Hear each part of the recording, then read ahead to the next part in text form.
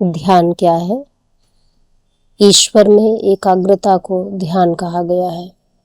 ध्यान करने का प्रथम नियम है स्वीकार करना। हमारे अंदर, हमारे स्वरूप में, पैर की अंगुली से लेकर सिर तक दृश्य अस्तित्व में जो कुछ भी घटित हो रहा है उसको स्वीकार करने का अभ्यास ध्यान की प्रथम सीढ़ी है। अपने सिर और रीढ़ को एक सीधी रेखा में रखिए। आँखों को बंद करिए। आँख बंद करके माथे के सामने प्रकट होने वाले प्रकाश अंधकार के आभा मंडल पर ध्यान बढ़ाइए। शरीर को ढीला रखिए, चेहरा शांत, पलकें शांत और पूरी शरीर शांत और स्थिर।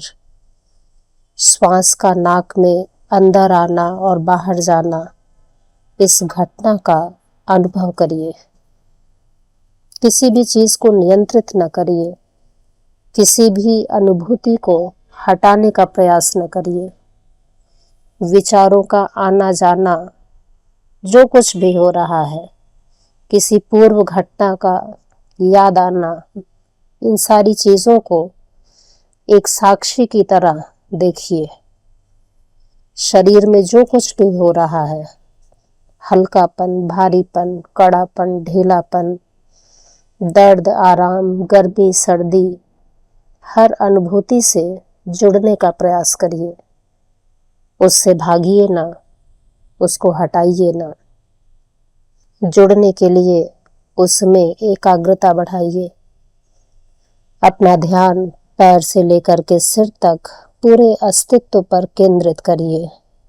दोनों पैर, पीठ, सीना, पेट, हाथ, गला, चेहरा, सिर, और इसमें जो भी प्रकट हो रहा है उसको ईश्वर की अनुभूति के रूप में स्वीकार करिए। इस भाव से स्वीकार करिए कि यही शांति तत्व है, जीवन तत्व है, ज्ञान तत्व है, परब्रह्म का साकार रूप है।